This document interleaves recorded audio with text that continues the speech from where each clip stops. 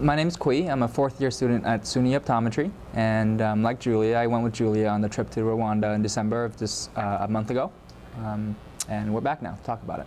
About your pictures? Yeah, so I chose a couple pictures from our trip, and I have it written here on my phone, so let me just look it up. Okay, so the first picture is a picture of, we were on a bus going to the camp on our first day in Rwanda, and we saw a bunch of people just walking down the street in a line, and they were in orange and pink uniform.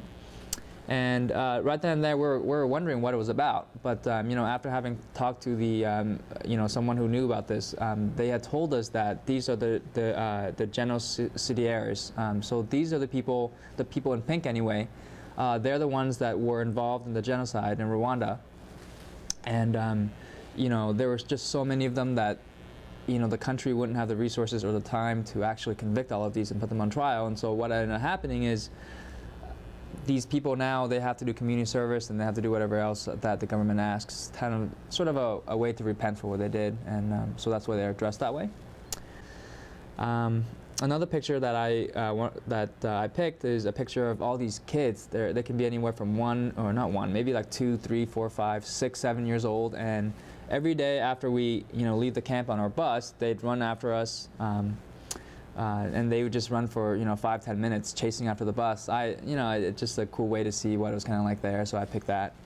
Another picture that I chose is a picture of the translators. And so when we were working there, obviously we couldn't speak any of the language, and so we really depended a lot of our help from the translators who were there. And these are typically kids who have had more than a 5th grade education. I'm not sure how it works, but I think they get to go to 12th grade, and they had some English training, and so they were able to speak English. And so, when we're doing VAs or we're doing refractions or doing anything, they were there to help translate for us. So that was really helpful. And a picture of these guys, and seeing them too really makes me think about how unfortunate it is that you have all these really bright kids who are really motivated. They have a good heart. They want to help, but yet really they don't have an opportunity to go to school. And so that's the picture.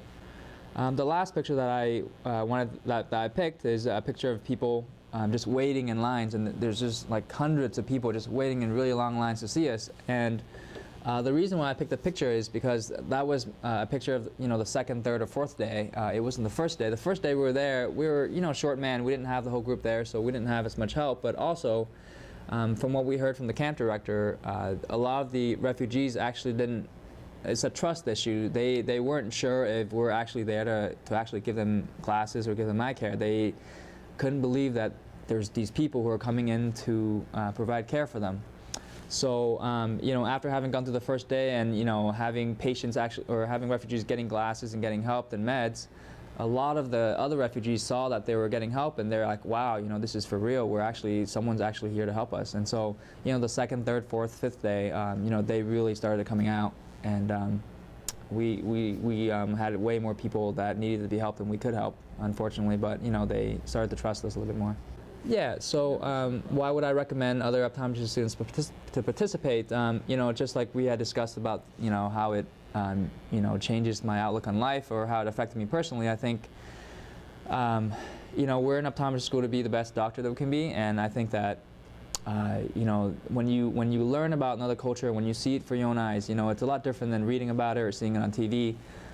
To see the way that these people live and to be affected by them and just seeing the kind of help that they need, I think that you start to become a lot more culturally competent, I guess is the term I would use. I like using that term because I think that living in a place like the United States, it's a really diverse country, and you're a doctor of a certain color or a certain background, and you could very well have another patient coming in to see you that's totally different from you. So I think that if you're, sensitive to other cultures and you're, competent in knowing what they're like, I think that you can gain their trust, and it really makes for a great, doctor-patient interaction. I think that it would really help you as a doctor when you graduate. So I think if anything, it'll help with that, and that's why I recommend that students go on these trips.